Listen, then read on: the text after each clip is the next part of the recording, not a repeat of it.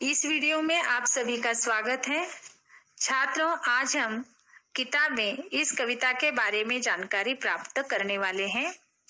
छात्रों, पुस्तक का मानव जीवन में बहुत महत्व है। मानव ने सर्वप्रथम पुस्तक का आरंभ अपने अनुभूत ज्ञान को विस्मृति से बचाने के लिए किया था।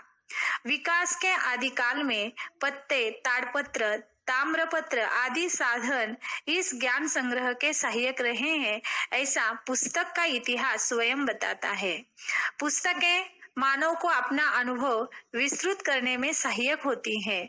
साथ ही उन्होंने अपने पूर्वजों के सभी प्रकार के कृत्यों को जीवित रखने की जिम्मेदारी भी संभाली हुई है। छात्रों, इस कविता के माध्यम से गुलजार जी ने यह बताने की कोशिश की है, आज का युग संगणक का युग है और इसकी वजह से हम पढ़ना ही भूल गए हैं। इस कविता में कवि ने पुस्तकों के साथ मनुष्यों के पुराने और प्रगाढ़ संबंधों और उनके साथ बिताए गए पुराने क्षणों को याद किया है। किताबों के माध्यम से रुखों और फूलों के आदान प्रदान तथा निजी जीवन में पुस्तकों की वजह से जुड़ने वाले प्रेम, रिश्तों, संबंधों का चित्रण किया है और इसके साथ ही उन्होंने पुस्तकों के दुख दर्द, उनसे मनुष्य की बढ़ती दूरियों तथा संगणक के कारण पुस्तकों को पढ़ने में सुविधाओं का मार्मिक चित्रण किया है। तो चलिए हम देखते हैं किताबें हमसे क्या उम्मीद रखती हैं। किताबें झांकती है बंद अलमारी के शीशों से। किताबें झांकती है बंद अलमारी के शीशों से, बड़ी हसरत से तकती है, बड़ी हसरत से तकती हैं। महीनों अब मुलाकातें नहीं होती, महीनों अब मुलाकातें नहीं होती। जो शामें उनकी सोहबत में कटा करती थी, जो शामें उनकी सोहबत में कटा करती थी, अब अक्सर। शब्दार्थ देखिए, हसरत मतलब इच्छा, कामना या उम्मीद, तख्ती यानी देखना, सोहबत यानी संगत या साथ। प्रस्तुत पंक्तियों में कवि ने संगणक के युग में किताबों की पहले जैसी उपयोगिता न रह जाने पर अपनी मानसिक पीड़ा का चित्रण करते हुए कहा है, आजकल किताबें अलमारी में ही रखने की चीज हो गई है। मतलब अब उन्हें अलमारी से निकालने की जरूरत ही नहीं पड़ती। क्यों? क्योंकि जब चाहे तब सब लोग संगणक पर ही पढ़ते हैं। बंद अलमारी की ओर देखने के बाद ऐसा लगता है जैसे किताबें अलमारी की शीशों से कवि की ओर झांक रही है और वे कामना करती हैं कि उन्हें अलमारी से बाहर निकालकर कोई पढ़े। कवि कहते हैं कि अब तो महीनों गुजर जाते हैं, उन किताबों से मिलना ही नहीं होता। और एक समय ऐसा था कि उनकी शाम इन किताबों को पढ़ने में ही लगा करती थी, पर अब अक्सर यह होता नहीं है। गुजर जाती है कंप्यूटर के पर्दों पर, गुजर जाती है कंप्यूटर के पर्दों पर, बड़ी बेचैन रहती हैं किताबें, बड़ी बेचैन रहती हैं किताबें। उन्हें अब नींद में चलने की आदत हो गई है, उन्हें अब नींद में चलने की आदत हो गई है। जो कदरें वो सुनाती थी कि जिनके सेल कभी मरते नहीं थे, वो कदरें अब नजर आती नहीं घर में। जो रिश्ते वो सुनाती थी, जो रिश्ते वो सुनाती थी, कदरें यानी मूल्य या मायने। कवि कहते हैं कि कंप्यूटर आने के कारण पहले उनकी शाम किताबें पढ़ने में ही बीतती थी। जब से कंप्यूटर आ गया है तब से वे कंप्यूटर पर ही पढ़ते लिखते हैं, इसीलिए उनकी शाम कंप्यूटर के पर्दे पर ही बीतने लगी है।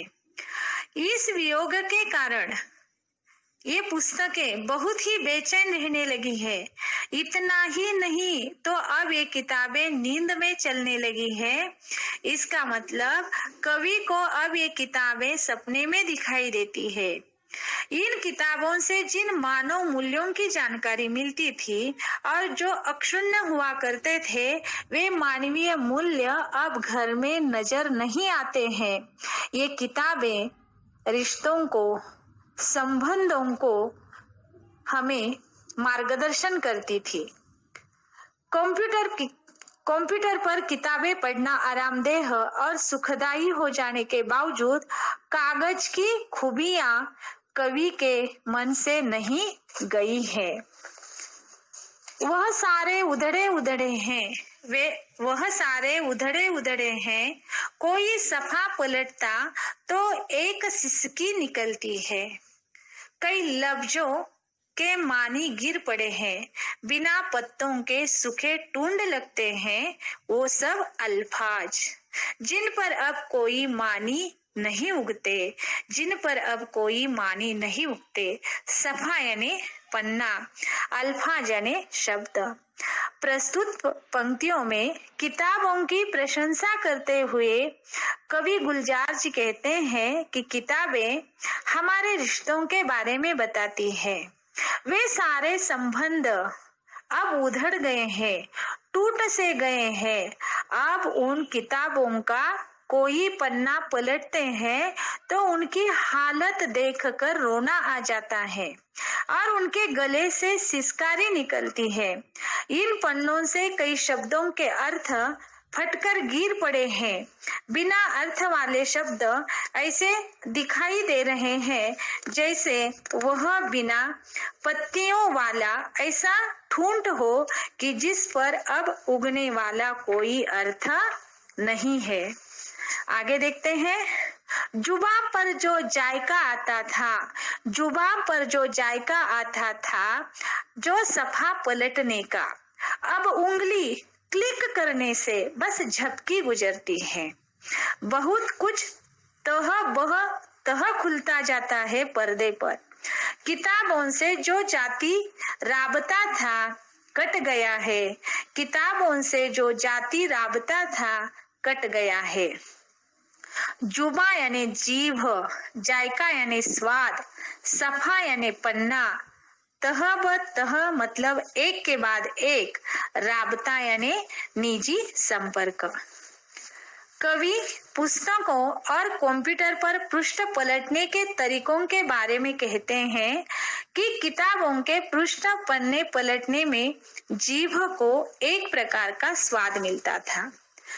आज कंप्यूटर पर उंगली से क्लिक करते ही पृष्ठ पलक झपकते ही बदल जाते हैं। पर्दे पर मन चाहे ढंग से एक के बाद एक कोई भी पृष्ठ खोला जा सकता है। इसके कारण लोगों का किताबों से बना हुआ जो निजी संपर्क था, यह निजी संपर्क अब टूट गया है। कभी सीने पे रख के लेट जाते थे, कभी गोदी में लेते थे, कभी घुटनों को अपने रिहल की सूरत बनाकर नीम सजदे में पढ़ा करते थे, छूते थे जबी से। वो सारा इल्म तो मिलता रहेगा आइंदा भी। जरबी यानी माथा, इल्म यानी ज्ञान। तो देखिए, कवि किताबों के संपर्क के बारे में कहते हैं कि किताबें पढ़ते समय वे किताब को कभी छाती पर रख कर लेट जाते थे, तो कभी उसे गोदी में रख लेते थे, कभी कभी तो अपने घुटनों को रिहल का मतलब है ठाउनी, जिस पर धर्म ग्रंथ रखकर पढ़ा जाता है। तो घुटनों को रिहल की तरह बनाकर पुस्तक उस पर रखकर आधा माथा टेक कर पढ़ते थे, तो कभी उस माथे पर चढ़ाते थे ताकि भविष्य में भी उससे ज्ञान प्राप्त होता रहे।